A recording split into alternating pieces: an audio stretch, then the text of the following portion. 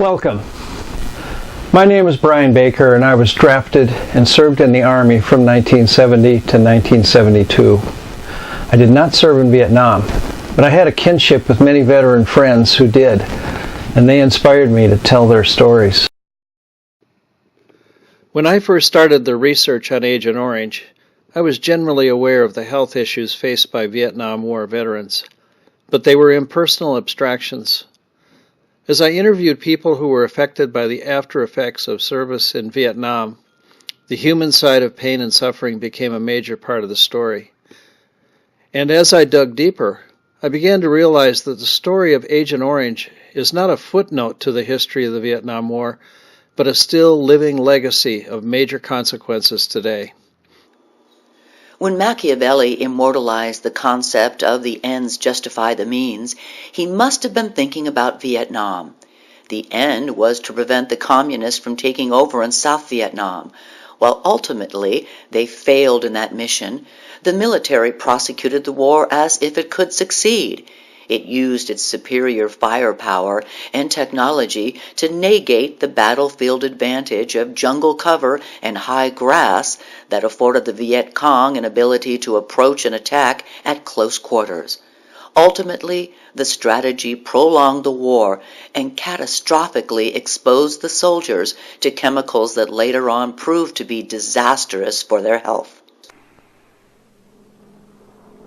Other vital components of the airborne war are such specialized tasks as defoliation, a maneuver designed to peel back the cover from which the Viet Cong spring ambushes on Allied supply convoys and troop movements.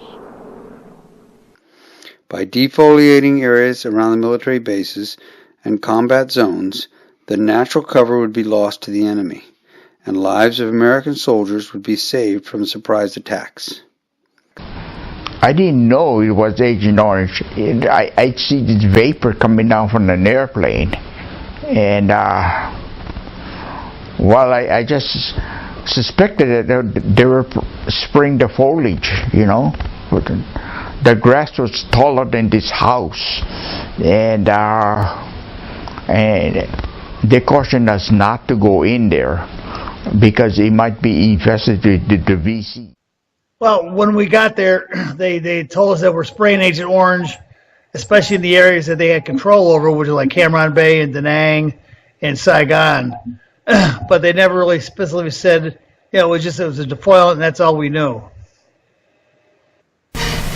We hadn't been briefed on any particular dangers, but talking among ourselves and some of the other officers and my sergeants, you just knew, what was taking place with this defoliation, and that it was obviously a chemical that could be dangerous to people as well, or at least that was our thought. We had no information, but you were just kind of uncomfortable. And so we moved into this area suddenly, and it was just kind of a moonscape environment. I don't want to overstate it, but that suddenly you were in jungle and then you weren't. During the war, defoliation was done by plane, helicopter, and backpacks. However, 95% of Agent Orange was sprayed from C-123 cargo planes, modified with nozzles that would release the liquid in a spray. The planes flew on clear days and early in the morning when the air was calm. Usually, the planes flew in groups of 5 planes to maximize coverage. The planes would range up to 85 kilometers at an altitude of 46 to 70 meters above the canopy. At that height, the spray coverage was about 80 meters wide for each plane. Over 11,000 missions were flown, counting the 2108 helicopter runs. In Vietnam, the chemical was sprayed and undiluted. And he told me that one time he radioed in and told them to get, whoever was spraying, get word to them that they were down there. And the response from base was just, run like hell because I can't stop them. I think they know you're there, but that's not going to do any good. And he said it burned and it was sticky and it was horrible stuff. They did it to him twice. The soldiers were not advised about any health risks. They were told it was a harmless herbicide. The toxic side effects were first recorded by soldiers, but largely disregarded by the military command. The benefits of clearing the cover around military bases outweighed the inconvenience of soldiers developing rashes from exposure. He was concerned about his health and his liver and his shaking a little bit. And he knew that he was going to be continually sicker from the Agent Orange that was sprayed on him twice when they were out in the jungle. Yeah, you don't really have to. You know, a lot of people just, oh, did you get sprayed with it or something? You don't really have to, because it's such a why it's banned. It's such a it never becomes inert. It never breaks down to be anything else. It's always that poison, and it goes into the earth and it seeps into water tables. It's like living on a toxic dump. So you get it from the water you drink, from the air you breathe and stuff. And it's a big problem in Vietnam today. Given the widespread use of Agent Orange in Vietnam, the exposures experienced by soldiers from direct contact of being sprayed or from handling the substance, or indirect contact from food, water, or air, was inevitable and unavoidable. Awareness of its unhealthy properties escaped notice until 1970, when factory workers producing the dioxin-based herbicides complained about the high rates of a skin rash called chlorin acne. The outbreaks of rashes were subsequently attributed to exposure to dioxin. It alerted the government to the possible dangers of dioxin, and by 1970 it was rarely used as an herbicide domestically, and by the end of 1971 it was no longer used in Vietnam. By 1985, products with dioxin had been banned for any use. The product used by the military in Vietnam was in fact commercially manufactured, but it was manufactured and mixed in such a way that it was different than what was used domestically. One agent is used to provide a stickiness so that when it was sprayed it would actually stick to the leaf. The other agent was the actual herbicide. How did these dioxin-based agents get their name? Agent Orange, Agent Blue. The name came from a colored band that they put on the 55-gallon barrels. So Agent Orange had an orange band, Agent Purple a purple band, Agent White a white band, and Agent Blue a blue band. Were there other herbicides used in Vietnam other than Agent Orange? Yes, there were several herbicides used in Vietnam. Agent Orange happened to be the largest percentage usage of herbicide there. But you also had Agent White, and then you had Agent Pink and Agent Purple. Agent Purple was the first one actually used early on, and then it got substituted for Agent Orange in 1965. Agent White was an herbicide used at roughly the same time as Agent Orange, and it was used about half as much. In other words, about 30% of the spray in Vietnam for herbicides was Agent White versus 60% for Agent Orange. Agent White had one distinct characteristic that differentiated it from Agent Orange. Namely, it contained no dioxin. Even though it was a chlorine-based chemical herbicide, the process of creating it did not generate the byproduct of dioxin. The question is, why did the military insist on using Agent Orange instead of Agent White? The big years for the use of herbicides were 1967 and 1968. During that time, the military was expanding into the countryside with various fire bases, and they needed to have some form of herbicide in order to clear out the foliage as quickly as possible. Agent White took 3 to 4 months for the trees to be killed. Agent Orange took 3 to 4 weeks. Another difference between them, however, was that Agent Orange required usually about 3 passes in order to achieve the result, whereas Agent White could be achieved with a single pass. The military wanted to defoliate the area as quickly as possible. Agent Blue was used for killing grass and rice paddies, and it represented about 15% of all of the herbicides that were used. But Agent Blue is not a dioxin or chlorine-based defoliant. It's actually made of two arsenic compounds. The rationale around killing off the rice paddies was twofold. One is the military thought that the Viet Cong was using those peasants and their rice in order to feed themselves. And so their rationale was, if we kill off the rice, then they don't have the food. Well, in 1967, the Rand Corporation reviewed it and discovered that that particular rationale was completely false. The Viet Cong and the North Vietnamese had their own supply trains bringing their food. The second rationale for using Agent Blue happened to be the belief that these peasants were enemy sympathizers. And by eliminating their ability to sustain themselves with their rice paddies, they were forcing the peasants to desert the countryside and move to the cities.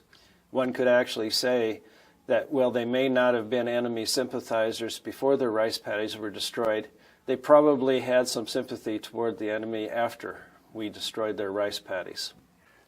Tell me about malathion. Didn't they spray malathion over the bases for mosquito control? Malathion was used every 11 to 14 days to control the malaria and dengue fever mosquitoes, and they didn't act as if they cared that much about whether the soldiers themselves were present when they were spraying. Malathion was not considered a carcinogenic substance until more recently. And now, just like Agent Orange and Agent Blue, malathion is listed as one of the carcinogenic chemicals.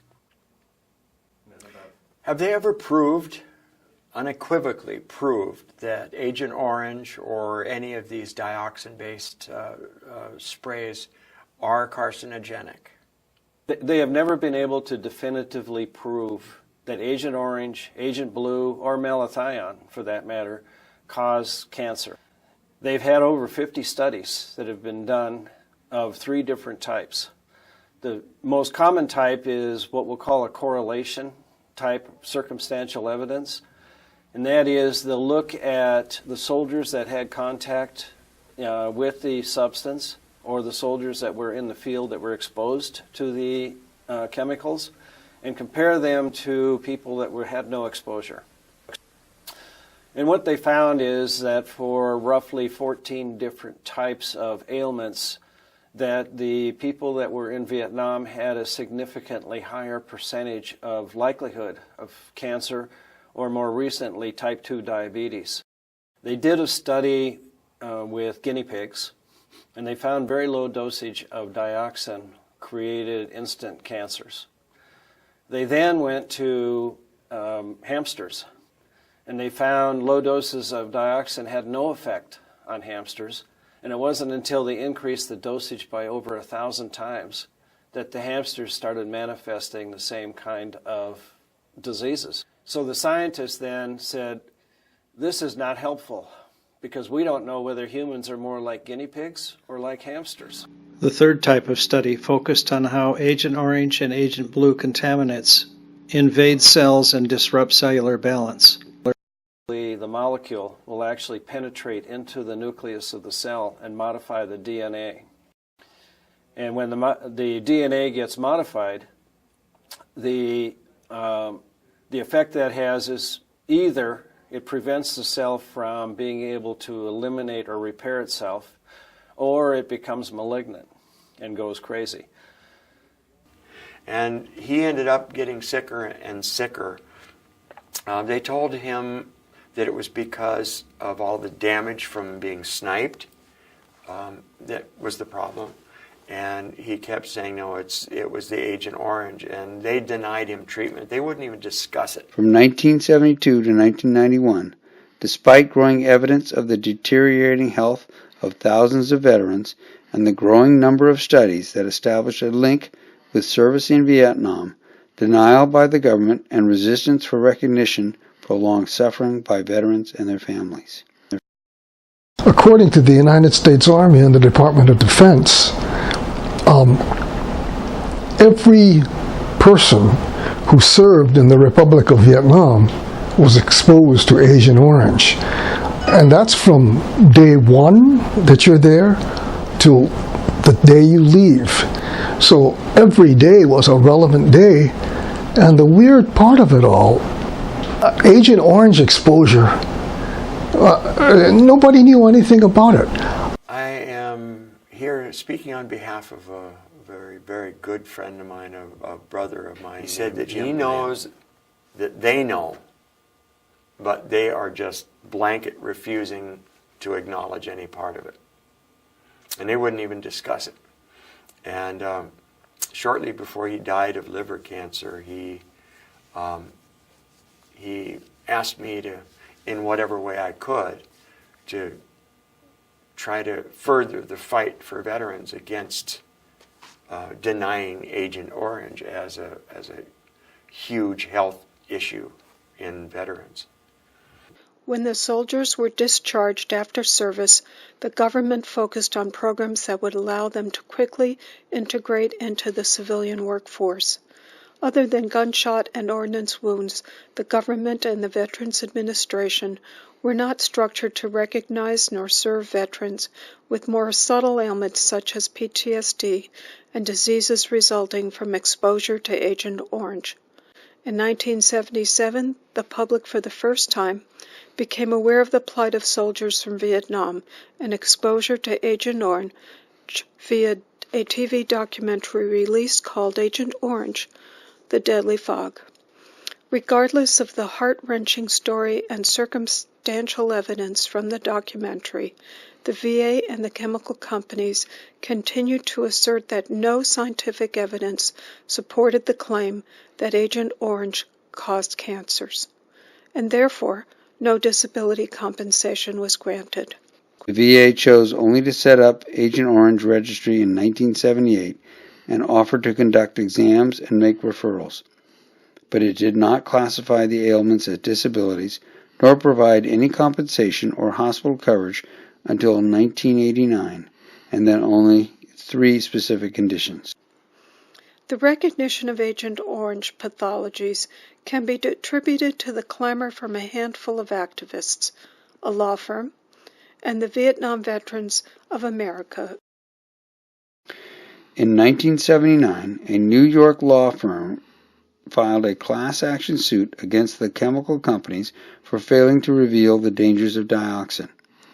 It lingered in the courts until 1984. In 1984, just as the jury was being selected, the chemical companies reached a settlement that was accepted by the judge as fair and reasonable. The settlement specified that $180 million would be distributed between 1984 and 1994 directly to 52,000 Agent Orange registered Vietnam veterans. Each registered and qualifying veteran could receive a maximum of $12,000 distributed at $1,000 per year for 10 years. In exchange, the chemical companies did not have to admit any liability and would be shielded from any other dioxin lawsuits from veterans. The settlement was viewed by activists as a defeat for veterans and a victory for the chemical companies, despite the fact that it set precedent by recognizing a link between Agent Orange and various cancers. But the activists wanted their day in court to make the public aware of the epidemic among Vietnam combat veterans rather than a quiet, out-of-court settlement. The lawsuit started the momentum towards recognizing Agent Orange-caused disabilities, but the road towards recognition as a service-related disability was still years away. Despite the acceptance by the court of the settlement, the VA continued its opposition to claims by highlighting the lack of definitive scientific proof. There were a lot of people that died before they were allowed any kind of treatment, and died unnecessarily because they knew what this stuff was. They knew that it was a nasty carcinogen. There were 2.7 million men and 7,000 women soldiers who served in Vietnam from 1962 to 1975, and almost all of them were exposed directly or indirectly to the toxins. 1.3 million, or almost half, according to the VA, are now receiving treatment and or some level of disability compensation. You know, there's the KIA, and then there's the Vietnam vets that have come home, that Vietnam is still taking our veterans. And until the last Vietnam veteran is gone, it will continue to take our veterans, especially now that we know this Agent Orange was such a problem. The magnitude of veterans afflicted by illnesses and disorders, either singularly caused by exposure to the toxic chemicals or in combination with other factors that contributed to a premature outbreak of illnesses, was mind-boggling.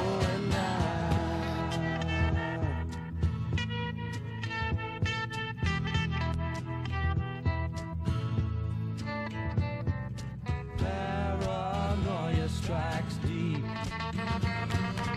into your life, it will creep. It starts when you're always afraid. Step out of line, the man come and take you away. We better stop. Hey, what's that sound? Everybody look what's going. We better stop. Hey, what's that sound? Everybody look what's going. We better stop now. What's that sound? Everybody look what's going.